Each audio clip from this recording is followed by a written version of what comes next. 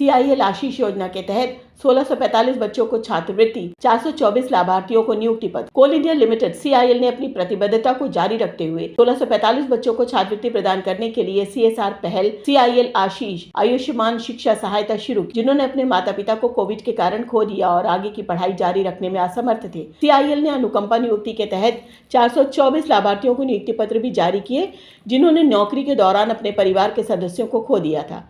ये छात्रवृत्ति और नियुक्ति पत्र भारत के सर्वोच्च न्यायालय में आयोजित एक कार्यक्रम के दौरान लाभार्थियों को वितरित किए गए।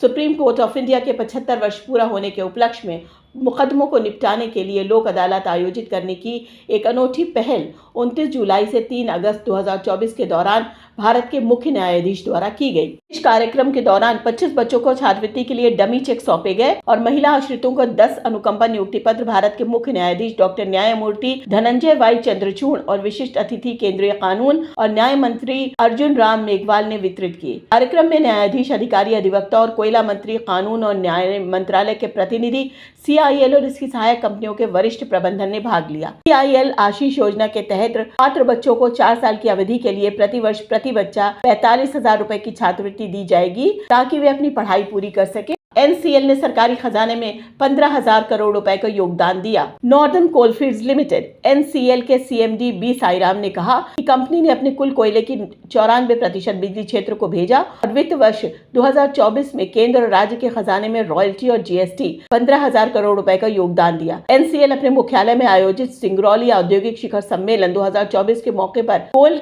इंडिया के CMD ने सिंगरौली क्षेत्र के समावेशी विकास में कंपनी के योगदान को भी रेखांकित किया। शिखर सम्मेलन में ऊर्जा, एल्युमिनियम, सीमेंट, रसायन और बुनियादी ढांचे जैसे विभिन्न क्षेत्रों में अवसर प्रदान करने पर विचार विमर्श किया गया। इसके अलावा सिंगरौली क्षेत्र के दीर्घकालिक विकास पर एक पैनल चर्चा आयोजित की गई। समिट में industrial landscape of Singrauli region नामक ई-बुक का विमोचन भी किया गया। NCL चालू वित्त वर्ष में 139 मिलियन टन कोयला उत्पादन और प्रेषण पर नजर गड़ाए हुए है और वित्त वर्ष 2023-24 में NCL ने 136.15 मीट्रिक टन कोयले का उत्पादन किया, 1037.63 मीट्रिक टन कोयला भेजा और पूंजीगत व्यय के रूप में 4,727 करोड़ रुपए खर्च किए। NCL कोल इंडिया की सिंगरौली स्थित एक प्रमुख सहायक कंपनी, जो क्रमशः मध्य प्रदेश और उत्तर प्रदेश के सिंगरौली और सोनभद्र क्षेत्रों में स्थित 10 अत्यधिक मशीनीकृत ओपन कॉस्ट कोयला खदानों से संचालित होती है। पावर ग्रिड के CMD ने एम्स निदेशक के साथ उन्नत CSR पर सहयोग चर्चा की।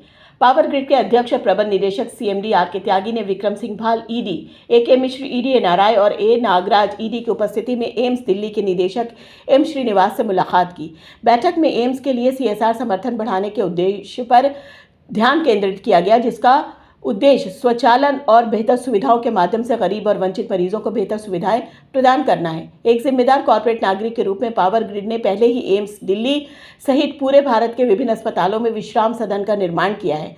पावर ग्रिड ने अपनी सुविधाओं को बढ़ाते हुए लगभग 1,000 करोड़ रुपए लागत वाली अपनी CSR पहल के साथ देश भर में आर्थिक और सामाजिक विकास में योगदान देकर ग्रामीण विकास, शिक्षा, स्वास्थ्य देखभाल, कौशल विकास, पर्यावरण, पेयजल, जल संरक्षण और स्वच्छता के क्षेत्र में महत्वपूर्ण भूमिका निभाई है। NCL में वर्ल्ड ब्रेस्ट फीडिंग वीक 2024 शुरू हुआ।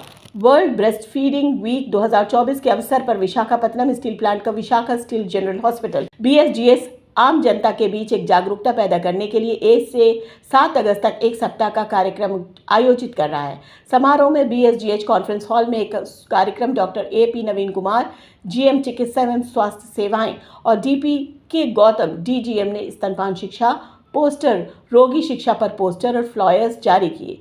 स्त्री रोगी विशेषज्ञ डॉक्टर सुजाता गुट्टाला ने स्तनपान में विभिन्न स्थितियों और तकनीकी के बारे में विस्तार से बताया। विशेष रूप से स्तनपान में जैविक स्थिति, क्यू फीडिंग कॉन्सेप्ट एंड कोलोस्ट्रम्स और स्तन के दूध से बच्चों और मां को होने वाले बेनिफिट्स के बारे में विस्तार से बताया गया। बाल रोग विशेषज्ञ डॉक्टर S राजशेखर और डॉक्टर संजय कुमार और स्त्री रोग विशेषज्ञ डॉक्टर राधा कुमारी और डॉक्टर सुनीता हनुमंतु द्वारा दर्शकों के साथ एक इंटरैक्टिव सेशन का भी आयोजित किया गया। BEML ने वित्त वर्ष 2025 की पहली तिमाही में 10% राजस्व वृद्धि हासिल की, 634 करोड़ रुपए तक पहुंची। BEML लिमिटेड ने जून 2024 को समाप्त होने वाले वित्त वर्ष 2025 की पहली तिमाही के लिए राजस्व में 10% की वृद्धि दर्ज की है, जो उसी वर्ष के 577 करोड़ रुपए की तुलना में 634 करोड़ रुपए तक पहुंच गया है। पिछले वित्तीय वर्ष की तिमाही उत्पादन की मात्रा में भी 27% की उल्लेखनीय वृद्धि देखी गई। BEML लिमिटेड एक विधि कंपनी बनी हुई है जो रक्षा और एरोस्पेस, खनन और निर्माण और रेल और मेट्रो क्षेत्रों में उत्पाद सेवाएं और सहायता प्रदान करती है। पीएफसी Q1 परिणाम शुद्ध लाभ 24% बढ़कर 3,718 करोड़ रुपए।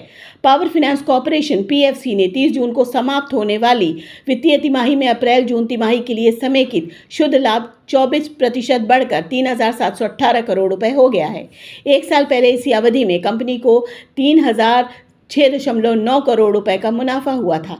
कंपनी की शुद्ध ब्याज आय INII अर्जित ब्याज और खर्च किए गए ब्याज के बीच का अंतर तिमाही के लिए 23.5% से बढ़कर 4,328 करोड़ रुपए हो गया, जबकि पिछली वर्ष की इसी तिमाही 3,503.3 करोड़ रुपए था। कमाई की घोषणा के बाद NSE पर पीएफसी के शेयर 3.30% कम होकर 418.60 रुपए का कारोबार कर रहे हैं। डॉक्टर PN शर्मा ने REIL के प्रबंध निदेशक का अतिरिक्त पदभार ग्रहण किया।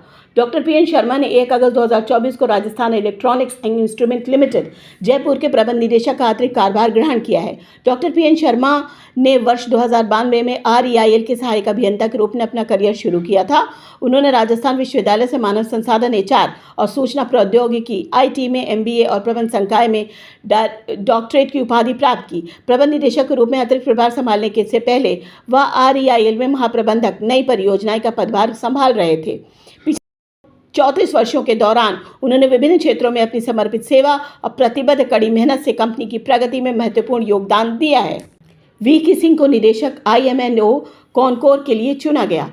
सार्वजनिक उद्यम चयन बोर्ड PESB ने विजय कुमार सिंह को container corporation of India limited Concor के निदेशक इंटरनेशनल मार्केटिंग एंड ऑपरेशंस के पद के लिए चुना है। संबंधित पद के लिए 10 लोगों का साक्षात्कार लिया गया। वर्तमान में VK सिंह मध्य रेलवे के मुख्य वाणिज्यिक प्रबंधक यात्री विपणन CCM-PM के पद पर तैनात हैं। विक्रम घोष ने WCL के निदेशक कार्मिक का पदभार ग्रहण किया। वेस्टर्न कोलफील्ड्स लिमिटेड WCL के निदेशक वित्त विक्रम घोष ने अगस्त 1, 2024 को निदेशक कार्मिक का अतिरिक्त प्रभार ग्रहण किया। श्री घोष मार्च 2024 से WCL में निदेशक वित्त के रूप में काम कर रहे हैं। कोयला मंत्रालय में उन्हें 1 अगस्त 2024 से अगले 3 महीनों के लिए निदेशक कार्मिक का अतिरिक्त प्रभार दिया गया है। श्री विक्रम घोष को कोयला उद्योग में 28 वर्षों से अधिक का व्यापक अनुभव है।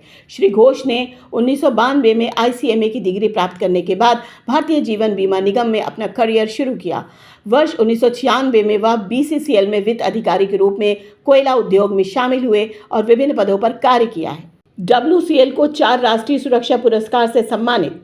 28 जुलाई 2024 को कोलकाता में आयोजित माइन सेफ्टी अवार्ड 2024 में WCL की 4 खदानों को माइन सेफ्टी अवार्ड से सम्मानित किया गया। समारोह में पाथाखेड़ा क्षेत्र की तवा 2 खदान को मध्यम श्रेणी की भूमिगत खदानों की श्रेणी में द्वितीय पुरस्कार प्राप्त हुआ। छोटी भूमिगत खदानों की श्रेणी में नागपुर क्षेत्र के सावनेर 2 को तीसरा पुरस्कार मिला। नागपुर क्षेत्र की गोंडेगांव खदान को मध्यम श्रेणी की खुली खदानों में की श्रेणी में तीसरा पुरस्कार और वानी उत्तरी क्षेत्र की घोसा खुला खदान को छोटी खुली खदानों की श्रेणी में दूसरा पुरस्कार मिला। पुरस्कारों का आयोजन देश में पहली बार खान सुरक्षा महानिदेशालय के तत्वाधान में CIL द्वारा कराया गया था। समारोह में खान सुरक्षा महानिदेशक प्रभात कुमार द्वारा पुरस्कार प्रदान किए गए। WCL की ओर से अध्यक्ष सह प्रबंधक निदेशक JP द्विवेदी और निदेशक तकनीकी संचालन योजना एवं परियोजना AK सिंह ने पुरस्कार प्राप्त किए। PESB ने BCCL के निदेशक तकनीकी पद के लिए मनोज कुमार अग्रवाल का चयन किया। PESB ने 6 अगस्त 2024 को भारत कोकिंग कोल लिमिटेड की निदेशक तकनीकी पद के लिए मनोज कुमार अग्रवाल की सिफारिश की। चयन प्रक्रिया के दौरान हुए कुल 11 अधिकारी चयन साक्षात्कार में शामिल हुए। फिलहाल मनोज कुमार अग्रवाल महाप्रबंधक ढोरी क्षेत्र नॉर्दर्न कोलफील्ड्स लिमिटेड के रूप में काम कर रहे हैं। विनय सिंह को RVNL के निदेशक प्रोजेक्ट के कार्यकाल का विस्तार मिला। रेल मंत्रालय के रेलवे PSU रेल विकास निगम लिमिटेड के डायरेक्टर प्रोजेक्ट के रूप में विनय सिंह का कार्यकाल बढ़ा दिया गया है। रेल मंत्रालय भारत सरकार ने बताया है कि विनय सिंह 31 जुलाई 2024 को निदेशक परियोजना RVNL के रूप में 5 साल का कार्यकाल पूरा करेंगे। इसलिए रेल मंत्रालय ने निर्णय लिया है कि सक्षम प्राधिकारी की मंजूरी तक विनय सिंह मौजूदा निर्देशों के तहत 31 जुलाई 2024 के बाद और अगले आदेश तक निदेशक परियोजना रेल विकास लिमिटेड के पद पर बने रहेंगे।